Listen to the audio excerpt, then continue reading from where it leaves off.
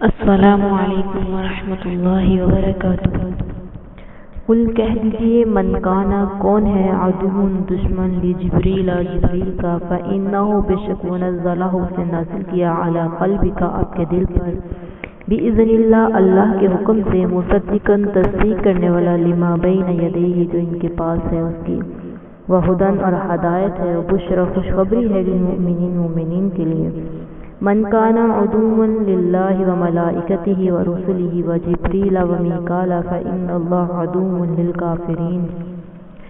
من کانا پس جو کوئی ہے عدو دشمن للہ اللہ کے لیے وملائکتہ اور اس کے فرشتوں کے لیے ورسلہ اور اس کے رسولوں کے لیے وجبریل ومیکال جبرائیل اور میکائیل کے لیے فإن اللہ عدو للکافرین بے شک اللہ کافروں کا دشمن ہے۔ وَلَقَدْ البتہ تحقیق انزلنا ہم نے نازل کیا الیک آپ کی طرف آیات بینات آیات وما یکفر بها اور نہیں اس کا انکار کرتے الا الفاسقون مگر فاسق لوگ۔ اس آیت میں بھی اللہ تعالیٰ یہودیوں کے بارے میں ہی بیان فرما رہے ہیں کہ قل من کان عدوا لجبریل کہ ان سے کہیے کہ جبریل کا کون دشمن ہے۔ حدیث میں آتے کہ چند یہودیوں کے علماء رسول اللہ صلی اللہ علیہ وسلم کے پاس آئے اور آ کر کے کہنے لگے کہ آپ ہمارے چند سوالوں کا جواب دیں، کیونکہ ان سوالوں کا جواب صرف ایک نبی ہی دے سکتا ہے۔ اگر آپ نے واقعی صحیح ہمارے سوالوں کے جواب دیے تو ہم آپ پر ایمان لے آئیں گے۔ تو رسول اللہ صلی اللہ علیہ وسلم نے سوال کیے، جب رسول اللہ نے ان کے سارے سوالوں کے جواب صحیح دیے تو انہوں نے پھر ان پہ سوال کیا کہ آپ پر وحی لے کر کون آتا ہے؟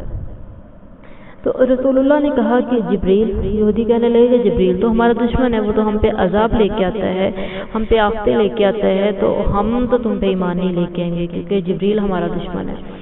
تو اللہ تعالیٰ نے جب انہوں نے یہ بات کی تو اللہ نے یہ قرآن کی آیت نازل کر دی، کل کہہ دیجئے اے پیارے محبوب ان سے کہہ دیجئے کہ من کان عدو لجبریل کہ جو جبریل کا دشمن ہے۔ کون ہے جبریل کا دشمن؟ جبریل کون سا اپنے پاس سے کوئی چیز لے کے آتا ہے؟ جبریل نے جو آپ کے سینے اطہر پہ جو لے کے آیا وہ تو اللہ کے حکم سے تھا، فإنہ نزلہ علی قلبک بإذن اللہ، وہ تو اللہ کے حکم سے آپ کے پاس لے کے آیا، جو بھی لے کے آیا جبریل اپنی طرف سے تو نہیں لے کے آیا نا۔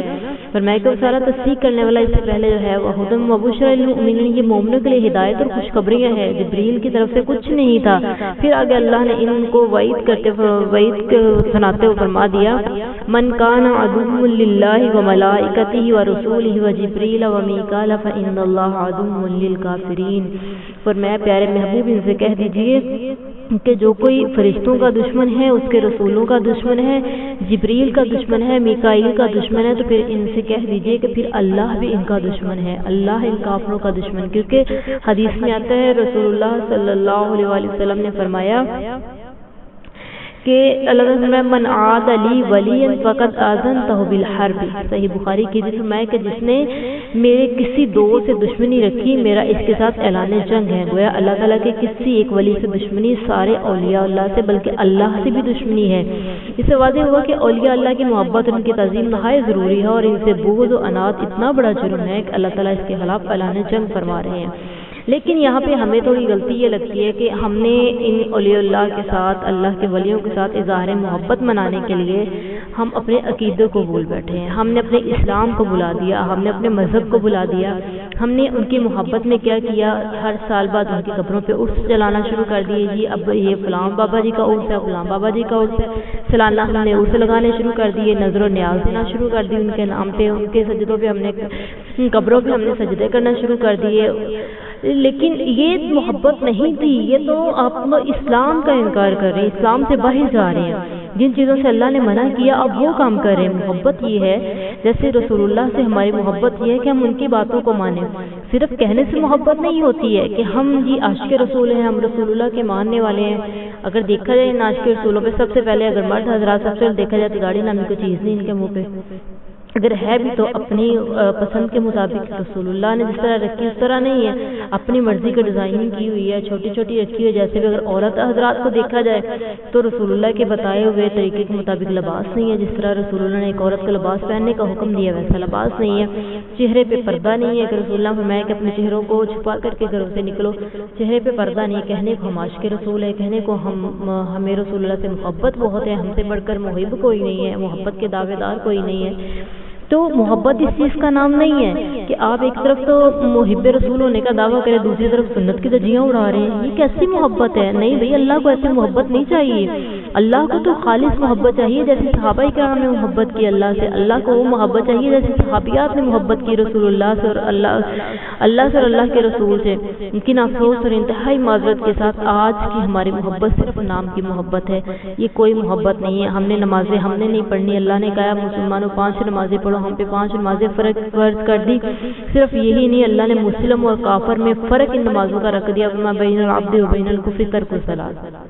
جو بندہ نماز نہیں پڑھتا وہ کافر ہے. بین العبد و بین الکفر، مومن بندے کے درمیان اور کافر کے درمیان ترک الصلاۃ، فرق نماز چھوڑنے کا ہے. جو نماز پڑھتا ہے وہ ادھر، جو نماز نہیں پڑھتا ادھر ہے. لیکن ہمیں کوئی فرق نہیں پڑتا، ہم تو نمازیں چھوڑتے ہیں کیونکہ ہمیں اپنا کام پیارا ہے. ہمیں اس چیز کی پرواہ کب ہے کہ ہم نے مر کے دوبارہ اٹھنا ہے. یاد رکھیے، آج ہم جہاں پہ بوئیں گے وہی کل ہم نے کاٹنا ہے. اگر آج یہاں پہ ہم پھول بوئیں گے تو کل پھول ہی کاٹیں گے. اگر آج یہاں پہ کانٹے بوئیں گے تو کل کانٹے ہمیں کاٹنے پڑیں گے. ان پھول اور کانٹوں سے مراد آپ کی نیکیاں. اگر اچھے اعمال کرو گے تو کل قیامت کو اس کا صلہ بھی اچھا ملے گا. اگر اس دنیا میں برے اعمال کرو گے، نمازیں نہیں پڑھو گے، پردہ نہیں کرو گے، بد اخلاقیاں کرو گے، لڑائی جھگڑے، فساد، گالم گلوچ، جھوٹ، فریب، دھوکہ سب کچھ کرو گے تو پھر کل قیامت کو یہی دھوکہ اور فریب آپ کے پلے باندھ دیا جائے گا. اس کے بعد اللہ تعالیٰ اعلان جنگ کرے، فرمائے کہ جو کوئی جبریل کا دشمن ہے، اس کے فرشتوں کا دشمن یا میکائیل کا دشمن، جس کا بھی جو دشمن ہے، فرمائے کہ وہ اللہ کا بھی دشمن اور اللہ ان کا دشمن ہے. وَلَقَدْ أَنزَلْنَا، اور تحقیق ہم نے نازل کیا، الیک آیات بینات، اے پیارے محبوب ہم نے تو آپ کے پاس واضح کھول کے آیات بیان کر دی ہیں. وَمَا يَكْفُرُ بِهَا إِلَّا الْفَاسِقُونَ، میں اس کا فاسقوں کے علاوہ کوئی انکار نہیں کرتا. گناہ گار، فاسق اور گناہ گار میں فرق ہے. ایک فاسق وہ ہے کہ جو اللہ کی ذات کو نہیں مانتا. نام سے تو ہم مانتے ہیں کہ اللہ ہے، لیکن ہم اللہ کا انکار بھی کرتے ہیں. کیسے؟ جب ہمیں کوئی ضرورت پڑتی، کوئی حاجت آتی ہے، ہم فوراً سے کسی بابا جی کے پاس چلے جاتے ہیں، آپ ہماری حاجت پوری کیجیے. ہم فوراً سے کسی قبر والے کے پاس چلے جاتے ہیں، یہ ہماری حاجت پوری کرے گا. بھئی اللہ کو کس چیز کی کمی کہ وہ ڈائریکٹ آپ کی نہیں سن سکتا؟ اور چیونٹی کی براہ راست سن کے بارش برسا سکتا ہے تو آپ کی کیوں نہیں سن سکتا؟ تو اللہ تعالیٰ سب کی سنتے ہیں، ایک وقت میں سب کی سننے پہ قادر ہے، سب کو عطا کرنے پہ قادر ہے. تو اس لیے جب بھی مانگی اللہ سے مانگیے.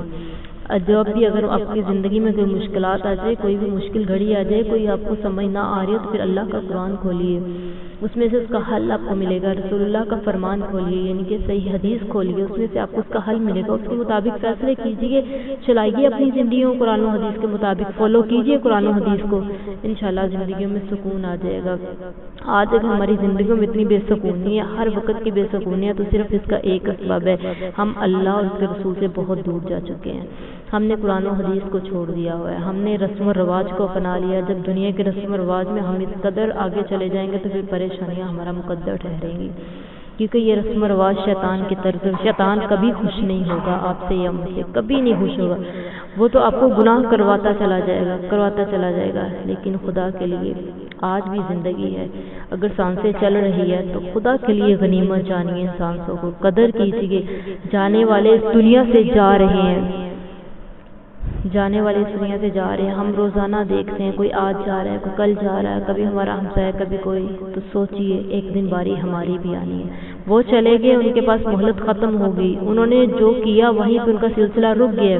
ہاں اگر کوئی صدقہ جاریہ چھوڑ گئے تو وہ ان کے لیے ہے، ان کے لیے اجر جاری رہے گا. لیکن اگر گناہ پہ چلے گئے تو پھر گناہ باقی چلتے رہیں گے. اللہ تعالیٰ سے دعا ہے کہ اللہ تعالیٰ صحیح معنوں میں ہمیں قرآن و حدیث پر عمل کرنے کی توفیق عطا فرمائے، قرآن و حدیث کے مطابق ہمیں زندگیاں گزارنے کی توفیق عطا فرمائے، اور صحیح معنوں میں قرآن و حدیث کو سمجھنے کی، دیکھنے کی، اپنی زندگی میں اپلائی کرنے کے اللہ تعالیٰ توفیق عطا فرمائے. وآخر دعوانا الحمدللہ رب العالمین. السلام علیکم ورحمۃ اللہ وبرکاتہ.